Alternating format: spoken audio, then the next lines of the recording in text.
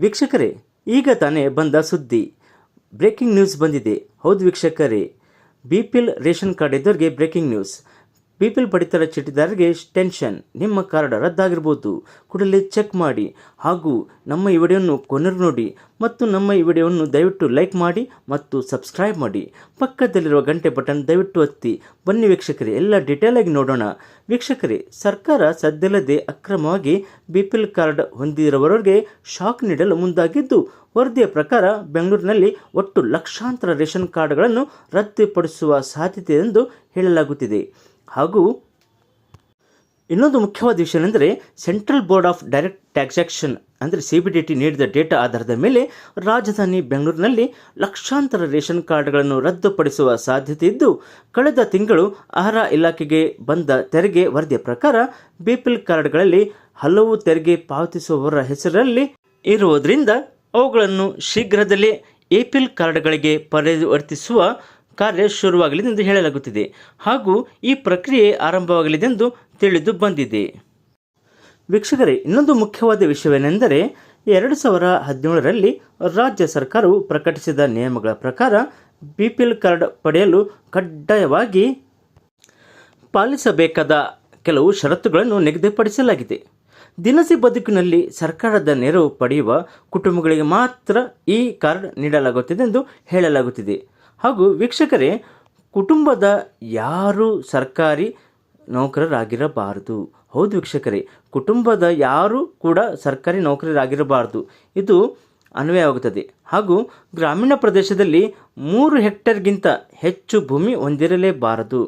ವೀಕ್ಷಕರೇ, ಗ್ರಾಮೀಣ ಪ್ರದೇಶದಲ್ಲಿ 3 ಹೆಕ್ಟೇರ್ಗಿಂತ ಹೆಚ್ಚು ಭೂಮಿ ಇದ್ದರೆ ಕಾರ್ಡ್ ಕ್ಯಾನ್ಸಲ್ ಆಗುತ್ತದೆ. ಹಾಗೂ ನಗರ ಪ್ರದೇಶದಲ್ಲಿ 1000 ಚದರ ಅಡಿಗಿಂತ ಹೆಚ್ಚಿನ ಜಾಗ ಇರಲೇಬಾರದು. ಅಂಥವರ ಕಾರ್ಡು ರದ್ದುಪಡಿಸಲಾಗುತ್ತದೆ. ಹಾಗೂ ಕಾರು ಅಥವಾ ಇತರ 4 ಚಕ್ರದ ವಾಹನವನ್ನು ಹೊಂದಿರಲೇಬಾರದು. ಅಂಥವರ ಕಾರ್ಡುಗಳನ್ನು ಕೂಡ ರದ್ದುಪಡಿಸಲಾಗುತ್ತದೆ. ಇನ್ನು ಕುಟುಂಬದ ವಾರ್ಷಿಕ ಆದಾಯ 1,20,000ಕ್ಕಿಂತ ಕಡಿಮೆ ಇರಬೇಕು. ಈ ಮಾನದಂಡಗಳನ್ನು ಪೂರೈಸಿದವರಿಗೆ ಮಾತ್ರ BPL ಕಾರ್ಡ್ ಮಾನ್ಯವಾಗುತ್ತದೆ, ಇಲ್ಲಾಂದರೆ ಕ್ಯಾನ್ಸಲ್ ಆಗುತ್ತದೆ ಎಂದು ಸರ್ಕಾರವು ಸ್ಪಷ್ಟಪಡಿಸಿದೆ. ಹಾಗೂ ರೇಷನ್ ಕಾರ್ಡ್ ಸ್ಥಿತಿಗತಿ ಪರಿಶೀಲಿಸುವುದು ಹೇಗೆ ಎಂಬುದು ನಾವು ಈಗ ನೋಡೋಣ ವೀಕ್ಷಕರೇ, ರೇಷನ್ ಕಾರ್ಡ್ ಸ್ಥಿತಿಗತಿ ಪರಿಶೀಲಿಸುವುದೆಂದರೆ, ಮೊದಲಿಗೆ ರೇಷನ್ ಕಾರ್ಡ್ಗೆ ಸಂಬಂಧಪಟ್ಟ ಯಾವುದೇ ಕೆಲಸಗಳಿಗಾಗಿ ಕರ್ನಾಟಕ ಆಹಾರ ಇಲಾಖೆಯ ಅಧಿಕೃತ ವೆಬ್ಸೈಟ್ ಅನ್ನು ನೀವು ಕ್ಲಿಕ್ ಮಾಡಬೇಕು. ಹೌದು ವೀಕ್ಷಕರೇ, ಆ ವೆಬ್ಸೈಟ್ನ ನೀವು ಕ್ಲಿಕ್ ಮಾಡಬೇಕು. ಇದರಲ್ಲಿ ನಿಮಗೆ ನೀಡಲಾಗಿದೆ. ಯಾವ ವೆಬ್ಸೈಟ್ನಲ್ಲಿ ನಿಮಗೆ ಸ್ಪಷ್ಟವಾಗಿ ಕಾಣುತ್ತಿದೆ. ಈ ವೆಬ್ಸೈಟ್ನಲ್ಲಿ ನಿಮ್ಮ ರೇಷನ್ ಕಾರ್ಡ್ ಸ್ಥಿತಿಗತಿಯನ್ನು ಸುಲಭವಾಗಿ ನೀವು ತಿಳಿದುಕೊಳ್ಳಬಹುದು. ಹೌದು ವೀಕ್ಷಕರೇ, ಅದರ ಸಂಪೂರ್ಣ ಪ್ರಕ್ರಿಯೆಯ ವಿವರಗಳು ಇಲ್ಲಿದೆ ನೋಡಿ. ವೀಕ್ಷಕರೇ, ಇದು ತುಂಬ ಮುಖ್ಯವಾದದ್ದು ಆಗಿದೆ, ಆದ್ದರಿಂದ ಈ ವಿಡಿಯೋವನ್ನು ಕೊನೆಗೂ ನೋಡಿ. ವೀಕ್ಷಕರೇ, ಆಹಾರ ಇಲಾಖೆಯ ಅಧಿಕೃತ ವೆಬ್ಸೈಟ್ಗೆ ಮೊದಲು ತೆರಳಿ. ಹಾಗೂ ನಂತರ ನಿಮಗೆ ತಿಳಿದಿರುವ ಅಂದರೆ ಮೇಲ್ಭಾಗದಲ್ಲಿರುವ ಈ ಸೇವೆಗಳು ಎಂಬ ಆಯ್ಕೆಯನ್ನು ನೀವು ಸರಿಯಾಗಿ ಕ್ಲಿಕ್ ಮಾಡಿ. ವೀಕ್ಷಕರೇ, ಈ ಸೇವೆಗಳು ಈ ಆಪ್ಷನನ್ನು ನೀವು ಆಯ್ಕೆಯನ್ನು ಕ್ಲಿಕ್ ಮಾಡಿ ಮತ್ತು ಎಡಬದಿಯಲ್ಲಿ ಕಾಣುವ ಈ ಸ್ಥಿತಿ ಅಂದರೆ ಈ ಸ್ಟೇಟಸ್ ಎಂಬ ಬಟನನ್ನು ನೀವು ಆಯ್ಕೆ ಮಾಡಿಕೊಳ್ಳಿ. ಈ ಸ್ಟೇಟಸನ್ನು ನೀವು ಆಯ್ಕೆ ಮಾಡಿಕೊಳ್ಳಿ.